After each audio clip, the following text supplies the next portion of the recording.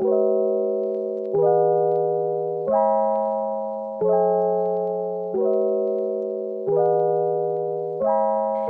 I tell you this is one hell of a story, like, I have been wanting to share this for a while now, but so much has happened, so much has transpired, and I just didn't have the energy to even like put pen to paper and rehash everything that we'd experienced. So today is the day where I shall share with you our journey to Jamaica. Yes, I am here. I have arrived a few months after we initially anticipated. So yeah, let's just crack on with it. So if you're new to the channel, welcome. My name is Ayana Marie, and this is my channel about travel, wellness, sovereignty, sustainability, and just all things empowering, really, as well as our journey, my partner and I, our journey from London to Jamaica during this pandemic. It's been a mess, but we're here. So let's get started. Okay, so if you see me glance down, it's because I've got like tons and tons of notes, because I just really didn't want to miss anything out, and I wanted to share this journey, every step of the journey with you guys, because it's been a crazy one, and every detail matters. Every single detail matters. So this is part one. This video is part one of our journey of escaping London and our experience. Yeah, it's so much that I've had to break it up into sections. So stay tuned for the next video that will be coming out shortly, and it'll probably be a 3 or 4 part series. So yeah. So if you haven't already seen, sometime last year, I think it was around November, if I'm correct, I posted a video about a secret that I was keeping from my family and friends. So if you haven't seen that video, I'll post the link somewhere up here, so you can click back and watch that one, so you understand the context of everything. But yeah, the secret was that we'll be leaving London and travelling to Jamaica. So we decided we were going to up sticks and leave with everything that was happening in London, all the changes that were coming into place, the restrictions. It was just not what we envisaged for our future. Initially, we had planned to go travelling with my sister and her husband last year, and because of COVID and everything, all of those plans got changed. So we found ourselves in a situation where we were wondering, okay, what are we going to do? What is our next move? Because we knew that it wasn't to remain here. To make matters a bit more complicated, we needed to leave our place that we were renting by the end of the year. So we had a decision to make. So made the decision, we were going to go to Jamaica, and we were just going to go for, well, initially we said, let's commit to at least 3 months, and then we can decide, how things go, whether we want to stay for longer or whatever. So the aim was to just reset and clear our heads and just get some vitamin D and revitalize, because the stress that a lot of us are enduring is ridiculous. And I run my own business where I design crystal jewelry. I'll place a link as well for that in the description. So my store's called Ayana Unveiled, and you can purchase via Instagram or online. So I'll put the link below in the description. My partner, he at the time left his previous place of employment. Yeah, so he was doing other bits and pieces as well. So because lockdown had happened, that had also impacted everyone's finances to some degree.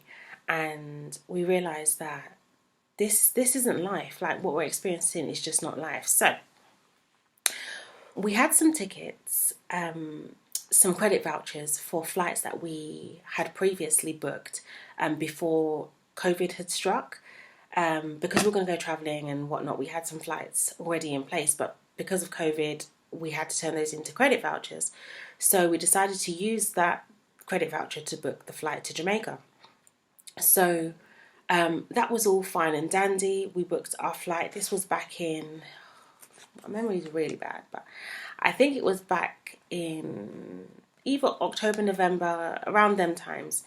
And we had booked our flight for January the 13th initially. So booked a BA flight direct, and we were so overjoyed, so happy about that. And we kept watching what was going on in the news because flights were being cancelled left, right, and centre. So a lot of countries were closing their borders off to the UK because the COVID statistics had increased. So there were a lot more people contracting COVID, being admitted to hospital.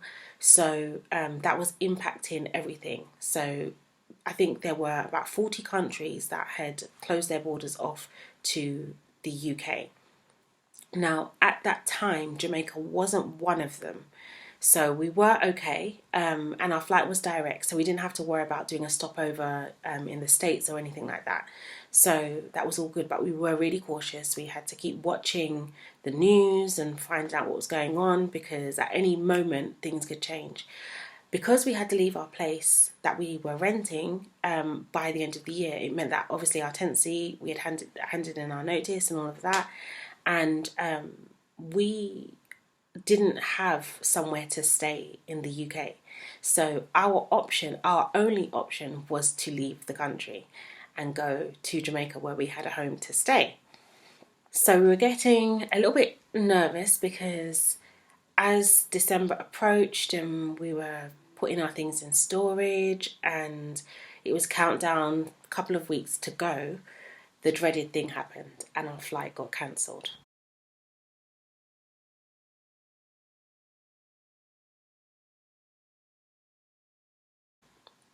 So I'm like, oh my gosh, what are we gonna do? Like, our flight is cancelled. We can't fly out to Jamaica. Like, what's our option? Like, we have nowhere to live. Like, what is our options? So we sat down and we're like, okay, right.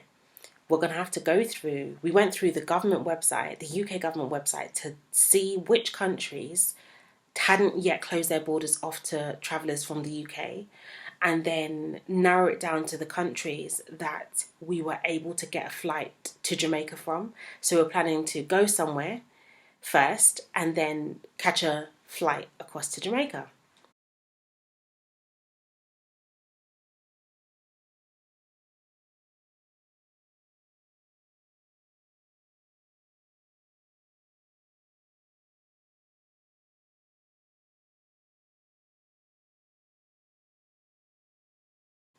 So we went through every country on the UK government website so that we could find somewhere to go to for a period of time and then on to Jamaica.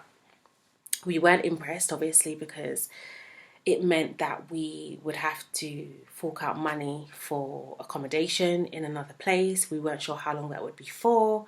It was just, yeah. We also had extra luggage because we were moving. It wasn't like we were taking one suitcase each, as well as hand luggage, as well as one piece of hand luggage. Like, we had altogether, we had like 8 pieces of luggage to take with us to move. So every time we travelled, every time we jumped on another plane, it was going to cost us extra in baggage as well. So we had whittled it down to 2 countries. One was Guyana and one was St. Lucia. And the reason why we'd whittled it down is because the countries, I think there were maybe 2 other countries we were able to go to, technically. However, they had a stopover in the USA. And at that time, the USA had a ban on any travellers that had been in the UK 2 weeks prior to their arrival in the States. So that's how we got down to St. Lucia and Guyana, because we were able to get direct flights from the UK. So we decided to go with St. Lucia because the requirements were quite straightforward. We had to fill out like travel authorization, and also Daniel, my partner, he had a friend whose family were from St. Lucia, and so they were able to help us out and advise us on like where we could stay and whatnot. So we checked everything. We checked that we were able to travel to St. Lucia, and we also checked that Jamaica didn't have any restrictions on visitors coming from St. Lucia. So there were so many angles to this, we had to make sure, because it wasn't just getting to St. Lucia, it was like, yeah, Jamaica could also have a ban in place, which would mean that we wouldn't even be able to travel over there. So all these pieces to this puzzle we had to be fixing, moving, changing. It was a lot. So we decided we were going to go to St. Lucia, and we went on their government website, and you had to find a hotel on their government website. So we did that. We found a hotel. We even asked our friend over there to recommend and let us know, where would be suitable, blah, blah, blah. So we found somewhere, we were all happy with that. And then we go to fill out a travel authorization form. And on the form, they have a drop down, they had a drop down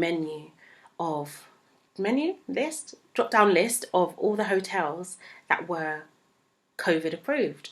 So we're scrolling, and we can't see this hotel we've selected. We're like, OMG, like seriously. So we go back on the website and the government website, and we look at the different hotels. We go through absolutely every hotel on that website until we come across one that is suitable, one that has decent facilities, is a decent price for us, and one that could accommodate us for the 2 weeks. So we find a hotel and we're like, okay, fine. We booked that. We decided to book it with BA because I'm like a research fanatic. So I was looking at every website to find out who had the best deal for the hotel. So BA actually had the best deal. And because we'd already booked our flights with British Airways, it was like, okay, you know what, this sounds like a good idea. Just book the hotel through them as well, so we have no issues and whatnot. So that was all done. And then, something was telling me that we just needed to leave earlier than the 13th of January. Now, I don't know if I've been clear with the time frames, but our flight got cancelled 2 weeks before we were due to travel. Well, more like a week and a half before we're due to travel. So we had to do this research and find a new destination within a week. A week basically. We had to make all these new travel arrangements because something was just telling me that we needed to leave ASAP. Like the initial date of the 13th was not good enough because I could just feel it that things were just changing so quickly. Governments were just clamping down on travellers, and we didn't have an option to leave. Like we had to leave. We didn't have anywhere to stay. Like we would have to go. We had no option. We had to leave the country. So, yes, we booked the hotel, got our flights changed, and at this point, the UK government had issued a nationwide travel ban. So it was not permissible to travel outside the UK unless it was for work purposes. Now, as far as I'm concerned, like, I'm not going to go on holiday. Like, I'm traveling because A, yes, I'm trying to escape, but two, we genuinely had nowhere to live. So our home was in Jamaica. We needed to get there.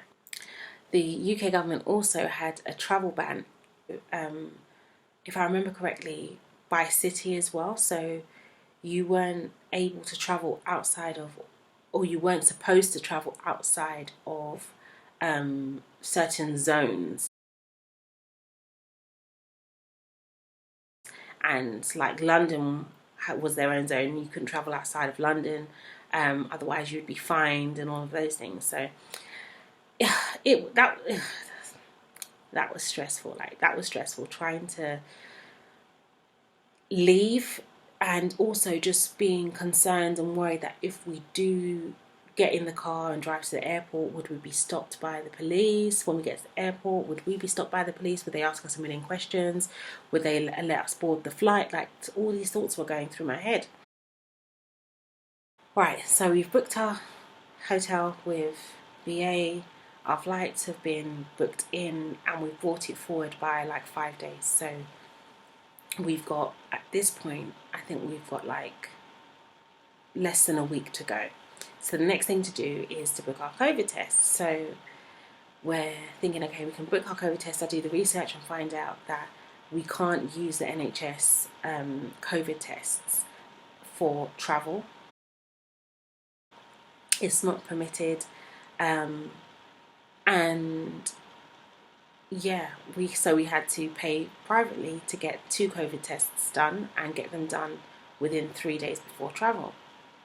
So we've booked those in now, and then we're getting closer to the dates that we're due to fly. We're keeping an eye on everything. And then I receive an email from British Airways saying that they have cancelled our hotel in St. Lucia.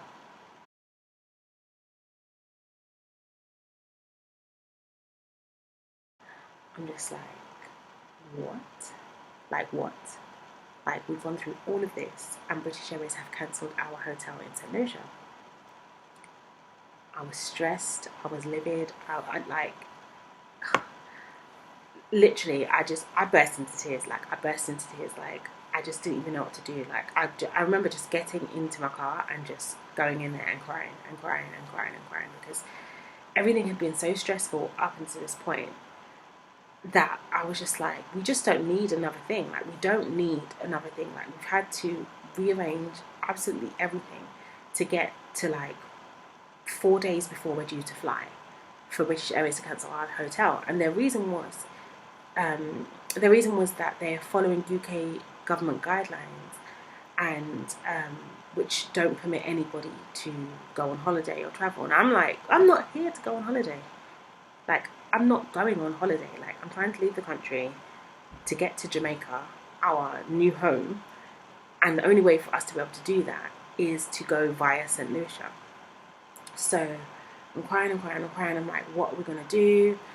I'm talking to Daniel, and I'm like, what are we going to do? Blah, blah, blah. I'm just like, I need to think. So I go into the car, and I'm just thinking, and then go back into the house, and I'm just like, okay, right. Like, we've got to come up with a plan.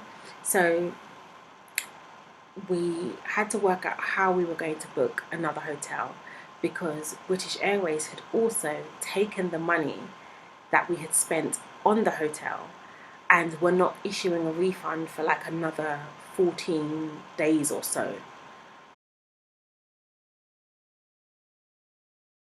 And I'm just like, like, we're supposed to be leaving in like 4 days, and we have no hotel to stay at. And it's not like you can just pick any hotel. You have to stay at a government approved hotel.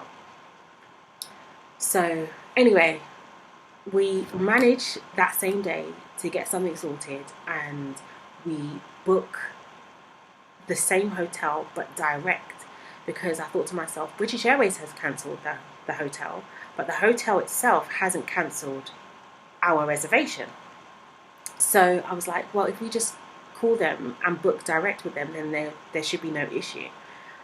So that's what we did. We called them, we booked directly with them, and there was no issue. So it was somewhat of a sigh of relief that we'd got that sorted, because you couldn't turn up to St. Lucia without having accommodation sorted, and it had to be COVID approved. So the last piece of that puzzle was to get the COVID test done, and we had managed to get that done 3 days prior to travel.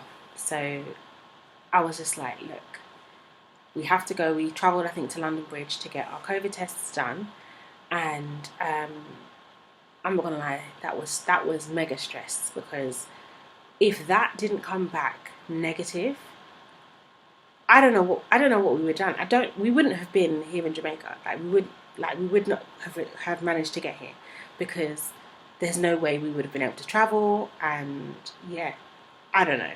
So those 2 days, I think it was, a day and a half of waiting for the results, I was trying to like keep calm and just stay focused and focus on the packing of our luggage, as well as like moving our stuff out of the house and into storage. we had so much to do. So I didn't have time to sit there and just worry. Like we had a lot to do. So we cracked on with that. We got our COVID results back, and it was a sigh of relief. Like it was a sigh of relief to receive our COVID test back as a negative. So yeah, that was the beginning part of us trying to get to, well, I can't even say Jamaica at this point, St. Lucia. Because we had to move out of the house, we wanted the house cleared the day before we were due to travel.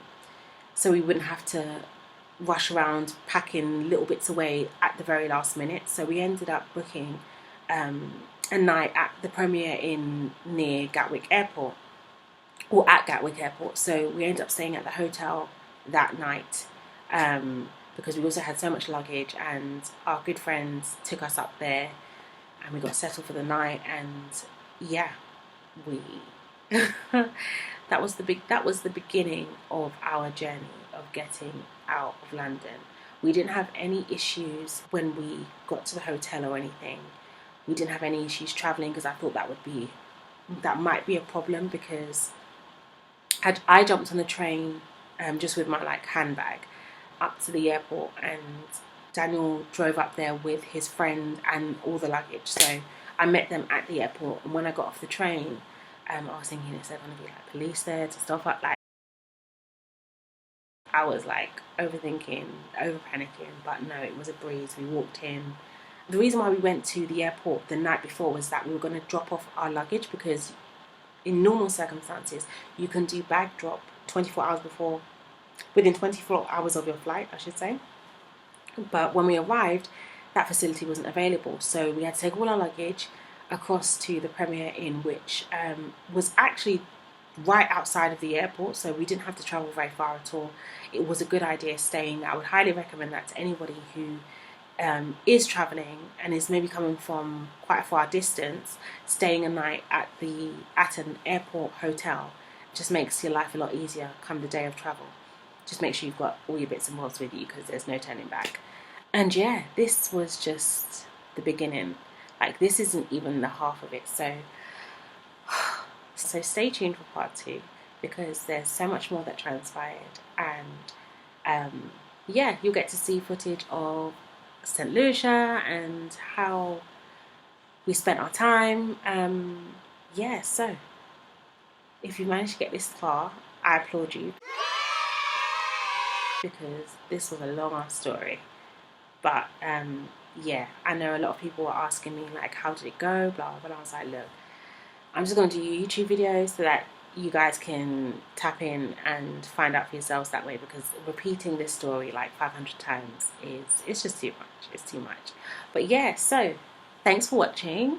Don't forget to like, comment and subscribe. Let me know if you've had any travel experiences that are similar, because traveling during this pandemic has been hella crazy, and I wouldn't wish our experience on anyone. However, if we had to do it again, I would, and that's the truth, because on the other side of all of this came great joy. So see you